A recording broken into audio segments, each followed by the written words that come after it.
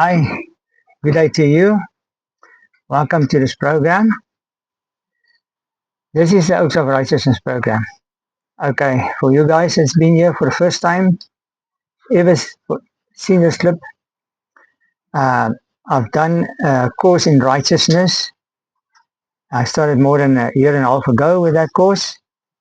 I already uploaded on my Facebook page, Hermanus Halbenga, the first course, and it's done. I'm through it. Then I decided to redo it, right? So we're going to reinstate it. And I'm going to do that on my new Facebook page, is Oaks of Righteousness. Okay, but I'll put a profile link on both of those pages so you can refer to each other. Yeah, and so it is, as I said, a course in righteousness. And yeah, it's not going to be boring this time, if I'm doing it again, don't worry about that. It's going to be better. It's always better. There's always improvement. It's like that, They say practice makes perfect. So if I do it again and again, as a matter of fact, I'm probably going to do it for the next 10 or plus 15, 20 years. I don't know, it doesn't matter. As long as we wait for the Lord Jesus to come back to this earth, I'm going to do it over and over. Because, one preacher said, yeah, but years ago, when I was in church, you got his message, still got his message. He says, yeah, I'm going to say it until I get it. I'm going to bring it until I get it. So that's it. I'm going to bring it until everybody gets it. So I'm going to just do it over and over. Okay. So it's righteousness. People didn't perceive righteousness. They don't know what righteousness is. One pastor says righteousness is right standing with God. And I discovered it's got nothing to do with right standing with God. That's not what righteousness is. It's completely misinterpreted, or misunderstanding of it. Misconception. All right, but we're going to see what righteousness is. And the Lord showed me I need to do this differently. I need to start explaining what righteousness is, the difference in the Old Testament and as opposed to the New Testament. There's a difference. It's not the same. Righteousness is not exactly the same in the Old Testament and as in the New Testament. As a matter of fact, it's a flip side of a coin. It's completely opposite. It's completely the one side and the other side. There are two sides of a coin. That's what it is. Okay. Right. So, and then I started off this is my second lesson. This one I'm going to call Clothe Yourself with Christ. And we're going to see that a bit later in Romans 13 and 14, what that's about. Okay, but from the start, I wanted to depict the difference between righteousness in the Old Testament and righteousness in the New Testament. In the Old Testament, it is the works of man. In the New Testament, it's the work of God. Okay, that's what I said the previous lesson. Go and listen to that again. And that's it. That is just a simple scenario. It's like that, no two ways about it. It's not a definition, it's just facts. All right, and I'm going to prove everything I'm saying. I prove it through scripture. Okay, all the statements. I believe you have to prove all your statements through scripture. You can derive truth from based on scripture.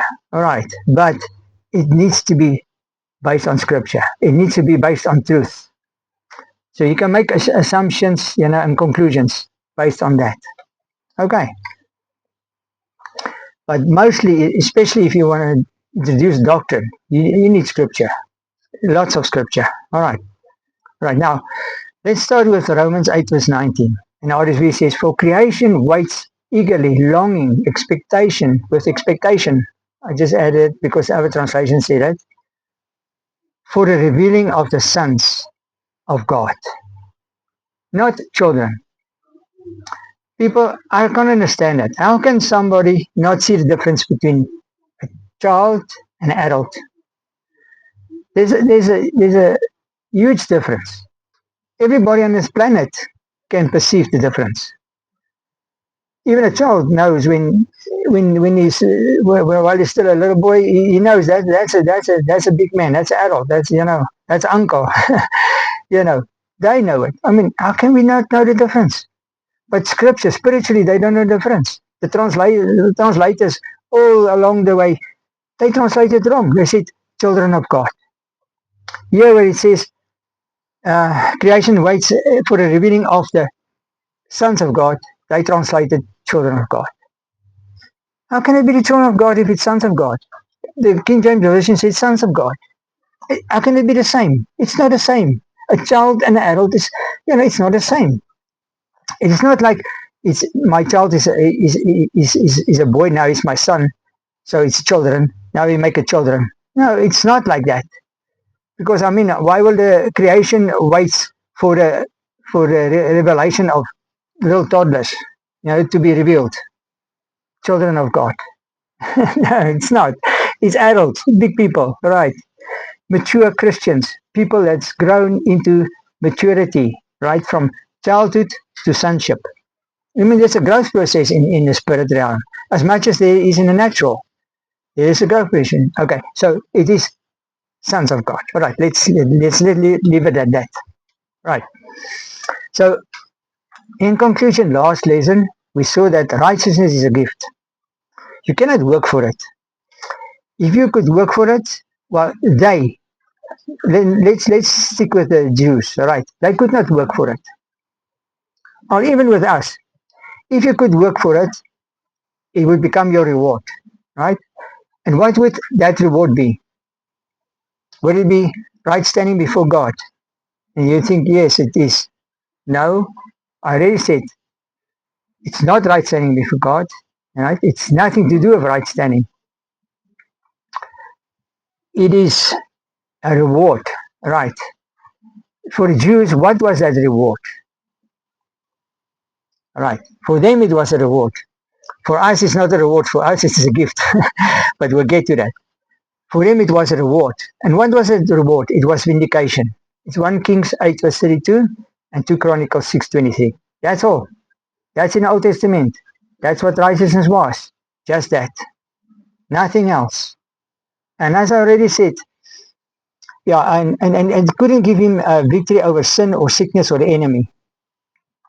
The enemy for them were other nations. The enemy for us were other nations and idolatry. That was foreign gods. For us, it is the devil, demons, and our foreign gods are stuff. Wealth, riches, cars, houses.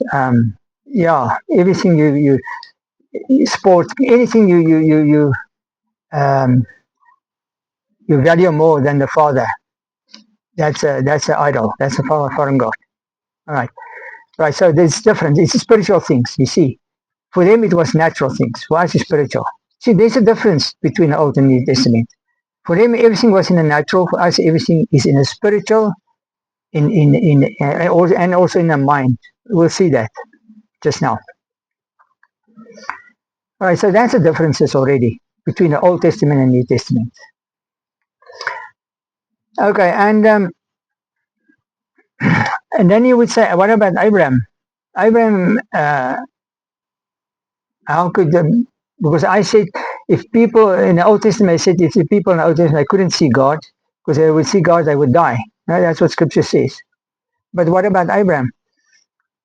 Why didn't he die? He was speaking to God face to face. Simply, listen to the previous lesson, right? The first lesson. Simply because Abraham had the faith. He had the faith what we got. Now, actually, I proved there that we got the faith that he had. So we got what Abraham had. He had a relationship with the Father. And I was thinking about it, I told myself then, he's probably been born again. I said nobody could be born again before the cross.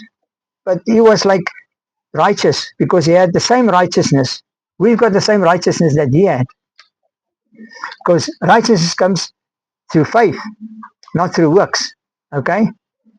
And the Bible says he believed God and he was accounted for him for righteousness.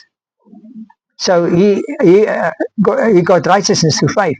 Not even, I believe, not even Noah had righteousness or the faith. He didn't have faith. Noah never had faith. God just told him, went to him and with the angel probably and said, listen, you have to do this. And he just had to obey. And he just did it because he didn't have no clue what was rain. He didn't know what a boat was. It was given to him instructions. He just had to follow instructions. But because he was a good man, he was an upright man before God, and God used him and saved him. Right? He was the only upright person that was left on the earth. Him and his household. That's all. The rest were all wicked and full of sin. That God had to clear the earth. Right. So, but that was him. So Abraham, he's the father of faith. So he's our father in faith. Amen. And we got what Abraham had. All right. So he already had that right before the cross. He had what we experience now. He had that already. All right, you got it. So that's why Abraham, he could speak to God face to face. Okay, so here's a little note. I said you must make notes and nuggets. Listen to last week. Here's a little note. Righteousness does not add anything to your faith. Put that in your notes. Righteousness does not add anything to your faith. Got it. Then I said, when John Bevere used the scripture Ezekiel 18 verse 24 to counterproof the fact that the doctrine of once saved, always saved is a false doctrine. I agree with him. I'm 100% on the same page with him. It is a false doctrine. And I also got a lesson on that on my New Creation Realities lessons on YouTube. But I said you cannot use Ezekiel 8:24 to prove that you would take the scripture out of context. Because I actually simply just explained it to you now what righteousness is. It's not the same in the New and the Old Testament. But obviously, he hasn't got this revelation, so I got it from the Father, so I can say that because I have to say it and I have to point it out. We're not fighting each other. We're brothers in Christ. And he's a beloved brother in Christ, and I love John Bevere. He's awesome and he got awesome teachings. And so I would love, if we can just have a talk to each other, but we cannot, get in contact with each other. I don't know. So I decided, no, man, let me, expose myself, give my email, give my cell number, put everything. I want to be transparent. I want to be approachable. If anything I say, somebody doesn't agree or doesn't like, or somebody got questions or, want to talk, I want to be approachable. So yeah, here it goes. My email address is christohavenga01@gmail.com. Lower key. Christohavenga. It's Christ with an O. Havenga is Havenga 01@gmail.com. My cell number is 0729779485. That's my WhatsApp number. Yeah, send me a WhatsApp. Let's talk. We can even have a video talk. And if somebody can send John Bevere info, so I would love to speak to my brother and discuss with him these things, because we have to be clear, we're not fighting because we are Christians. We are brothers in Christ. We are for each other. We back each other. We don't attack each other. That's how it should be. You back each other. You don't attack each other. If you attack, Jesus said, those are for us. They are against us. Then that's against God. They're not for us. Then against us. So we need to be for each other, not against each other. Okay, so let's carry on with Acts 10:38, and RSV says, well, that's what I want to say. That's why I said Acts 10:38. Should point out that Jesus, he also, like, what I want to say is we're all flesh, we're all human. And I wanted to point out that Jesus as well, he was also just human flesh. He's not superhuman, supernatural. People think sometimes that we that speaks here from on high, and we are on a higher level, and nonsense, man. We are the same. We also natural. We also people on this earth. We're on this planet. We are the same. We're all the same, right? The flesh, all the flesh are all flesh are the same. All human flesh are the same. There's no difference. There's no difference. God made one man, and then made Eve, and he says, he made one man, and he made them man and woman. You see, and Genesis, I forgot now, verse 27, 127, something like that. Right. Now, we're all the same. Jesus was the same than we were on this planet. There was nothing different about him in a natural. He couldn't do anything in his natural. He couldn't do anything from his own natural, flesh stand up point. Cannot do it because Scripture says in Acts 10:38 says, and how God anointed Jesus. Here it comes. First of all, God had to anoint him. He anointed Jesus of Nazareth with the Holy Spirit.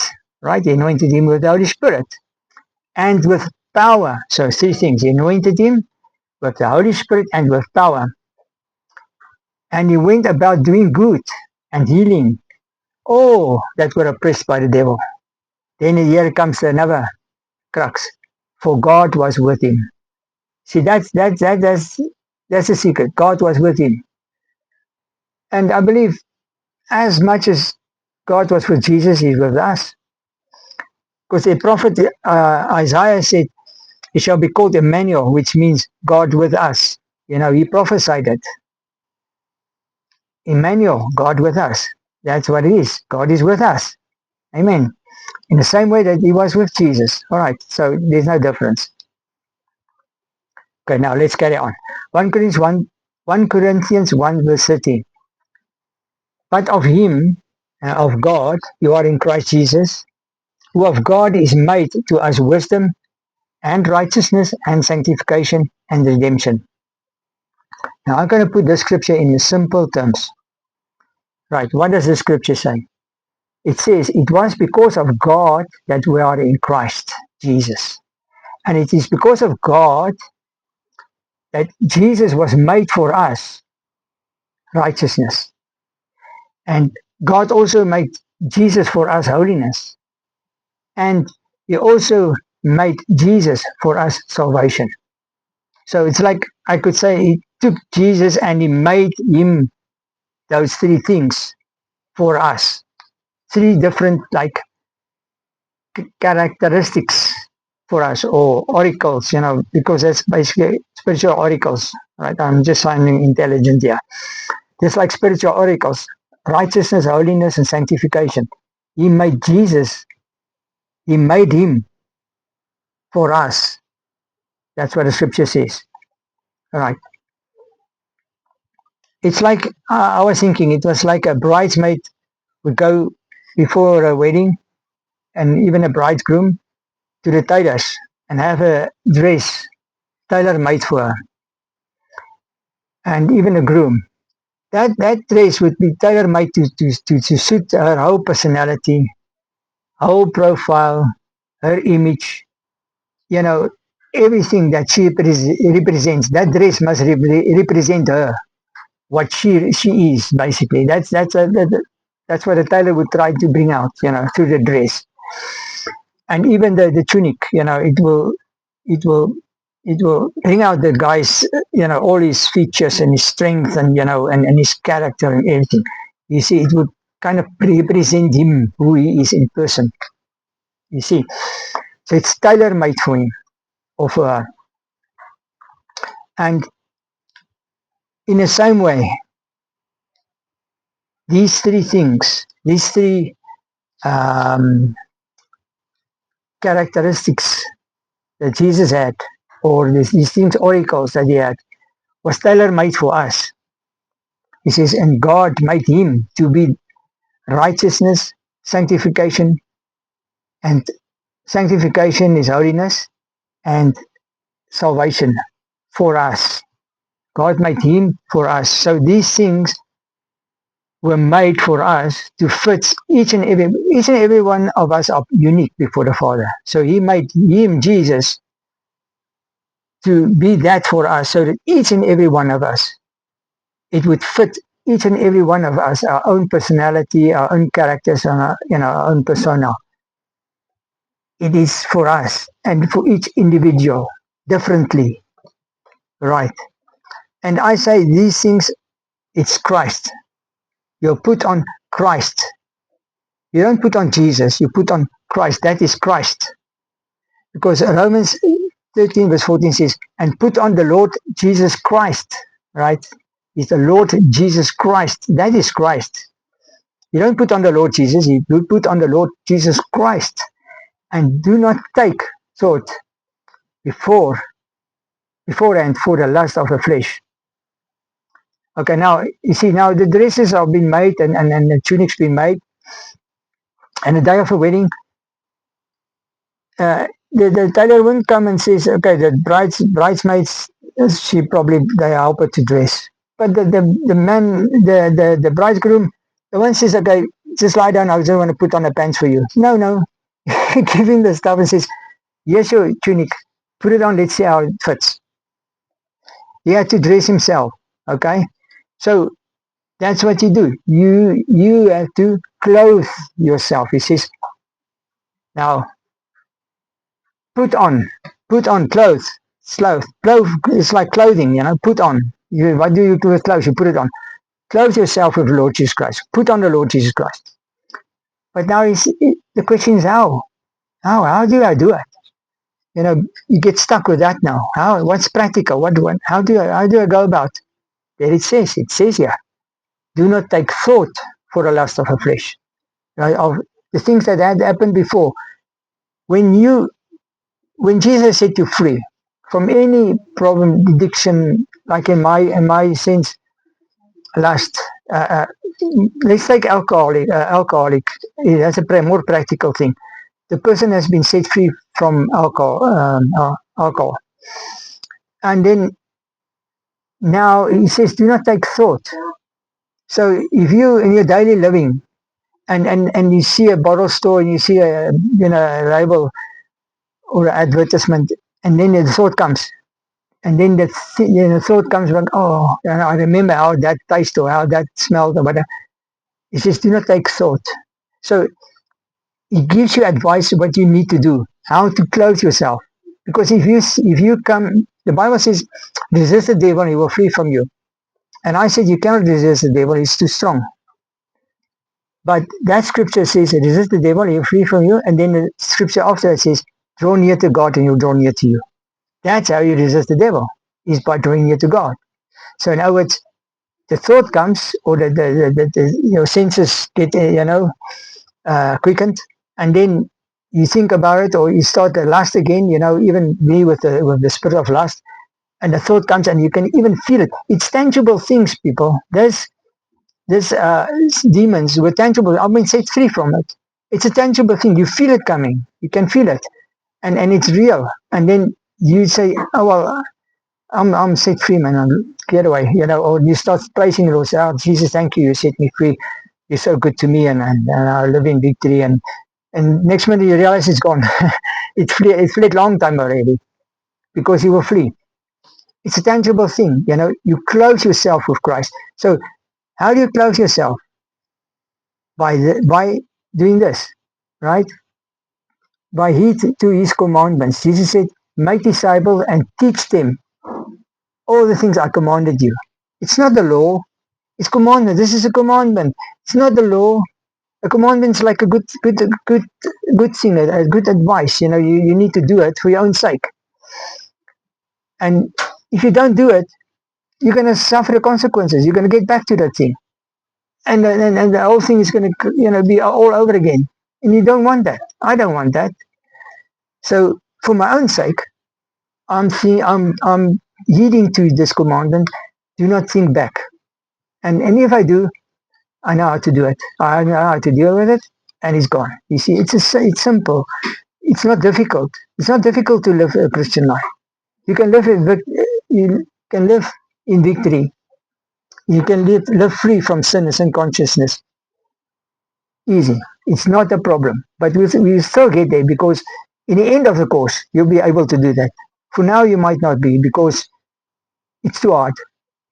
But it's because you need all these truths. It's precept upon precept. You need all these truths being coming into your spirit, into your mind. So it can build you up. It can actually building this wall, this fortress, against the vials of the enemy. Jesus is cornerstone, and then we build spiritually. As I said, it's a growing process, spiritually you grow from, childhood understanding what the child understands. He's still got the same brain as a big adult, but his understanding is restricted, That's what it is. And I say the most powerful thing for a child's brain to absorb everything is between, I think, 5 and 7 or something like that. And that's the most, or probably 4 times where the most expansion in the brain's understanding comes in. All right, let me not get into things I don't know. All right, so have it tailor-made. Put on a dress. Put on this dress by not, how? Think back. Do not take thought of those things. And now you're obeying his command, and it's not works. It's easy. My yoke is easy. My burden is light, Jesus said. It's not difficult. You can do it. I know for the married men, it's easier than the singles, but God's grace is on on your life. If you're sincere with the Lord, He give you grace as well to go through it and to curb that potholes in your life. All right, but you see, you got your own free will. You have to choose. The Father doesn't overpower us. He doesn't force you to do that. He never does, right? And that's one thing the Father will never. Well, I say it's actually true. He cannot overpower you because He limited Himself. He gave your free will for you, and you have to choose. So I have to choose to heed to this command, to choose to obey. I'm not forced. I want to. All right. And so is every person on this planet. You got your own free will and your own choice. He says, I lay before you life and death. Therefore choose life. So you got the will to choose. He doesn't force you. He tells you, he gives you the better option, but doesn't force you. No one can choose life if you don't want life. If you've chosen death, unfortunately that's bad news, but that's what he chose. And then what can the Lord do? He can do nothing. It's your choice. He cannot, otherwise we would have been robots. We're not robots, you see. So there's two things. All right, there was something else I wanted to talk about, pride and something else, but it's not yet. All right, but pride is a big thing. Pride is something that can hinder people. There's two big things that will prohibit people to get into heaven. I always said it's pride and unforgiveness. That's two major things, that will prohibit you from getting into God's kingdom. Okay, so do not think back. All right, do not think back of your previous lusts. All right, and then you're putting on salvation. If you don't think back, then you're putting on salvation. Then you're putting on holiness. Then you're putting on righteousness. You see, that's how it works. Then that's how you put it on. It's by not thinking back. It's as simple as that. All right, so this is real. Okay, now let's see quickly. I want to just go into the previous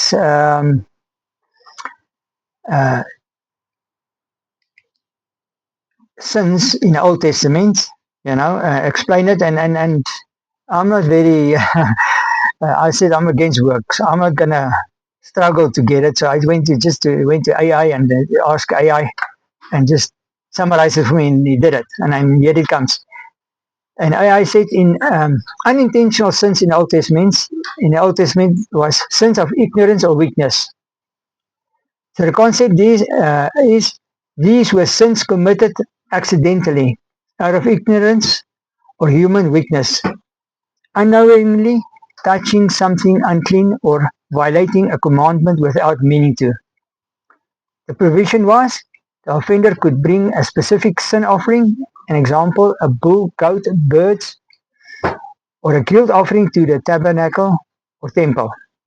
Then the outcome, the priest would make atonement and the person would be completely forgiven. Then I thought, some people might not know what atonement means, so I googled that and it says, atonement is the act of making amends or amendments for a wrongdoing or injury, effectively repairing a broken relationship. It involves taking responsibility, paying for a failure, or offering compensation to restore balance and harmony between two alienated parties. Right, just Google it again. Who's the alienated parties? Is between us and God. So it is just to clean the air. As I said, it's like purging the pump. Listen to last week's lesson. It's like purging the pump, a centrifugal pump that there's air and it's like open that valve and close that valve to purge that pump, and then the water flows again. What's water? Is the Holy Spirit. So you get the bad air out and the air is out and the water flows and it's clean water, and that water that flows, that is the one that cleanses you, because the water comes and it cleanses you. As you progress in understanding, the Holy Spirit comes, the water flows and it cleanses you. It's like purging that pump. That was a good example. Go and listen to last week's previous lesson, that you will find it very significant. Then it says intentional sins, rebellion or defiance. Excuse me. The concept referred to in Hebrew is sinning with a high hand. This meant a person deliberately, defiantly, proudly rebelled against God's law, despising his commandments. Now here it comes. That's where I said I'm bringing pride. Pride. Bible says God resists the proud, but he gives grace to the humble. Pride is not going to go into anything. Right? But you see where pride is all over. It says proudly rebelled against God's law, despising his commandments. You see, everything, pride is in there. All right, the provision is there was no sacrificial animal provided in the Mosaic law to atone for deliberate defiance. So there's no offering. You cannot they could not sacrifice for this sin. All right, and the consequences was often severe. The offender was to cut off from the people of Israel, meaning either exile or execution. What is that? Exile is take your stuff, your animals, your whole family, and they threw them out and they said, get out of the town, get away, and they were not allowed. So they were thrown out. And then they had to go. So they went in exile. And where did they go? When they went out there, they were out of the protection, out of the nation of Israel, right? And then what were out there? They were Gentiles. And who were the Gentiles? They were the haters of Israel. And they find them, will kill them. So two choices, get killed now or get killed later. you know? And yeah, so it was bad because, I mean, the devil hated Israel even at that time, because who's Israel? It was the children of God. It was the nation of God. So all nations hated Israel because they hated God. They don't hate Israel, they hate God because they're enemy of God. It's God's enemies. Even if somebody hates a Christian, they don't hate you. Hate God, Don't be cross at a person. Don't just love him, just forgive him because he doesn't hate you. Think about it. You're not his enemy. It's God is his enemy, because the devil hates God. It's the devil through him that hates you, but actually hates God.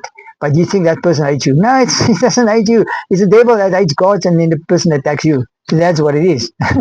So if we see it right, it would be better. It will make it better, hey? And more easier to forgive then. All right. So there's forgiveness now. There's another recipe for your forgiveness.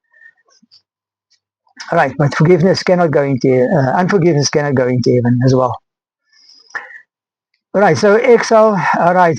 They had to bear their own guilt. Forgiveness for intentional sin was found through direct, sincere repentance and pleading for God's mercy rather than through the altar. Right. Let's look at another one in the, the exception sins against a neighbor. The concept: certain willful sins against others, such as lying about a lost item, cheating in business, or fraud, are technical intentional. Right.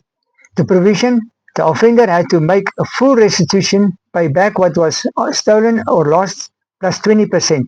Afterward, they were permitted to bring a guilt offering to the priest to restore forgiveness from God.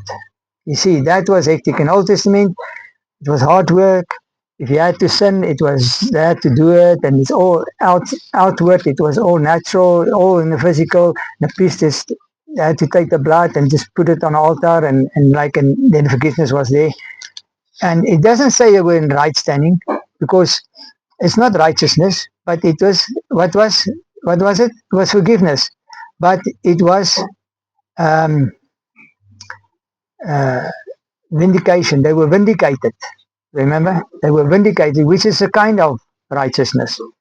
But it doesn't say they were made righteous. They were vindicated. That's all. And that's all what righteousness could do for him in Old Testament. But in the New Testament, we'll get more into it, what righteousness is and exactly how it works. I'm not going into detail about it now. So the Old Testament outlines sacrifices primarily for unintentional sins or ceremonial uncleanness. For intentional high-handed sins such as premeditated murder or adultery, the law often prescribed the death penalty, with no animal sacrifice available to commute the sentence. However, God's personal grace could grant forgiveness through sincere repentance. An example here is David. So David sinned and he was supposed to get killed. They should have executed him or as I said, chased away out of the kingdom.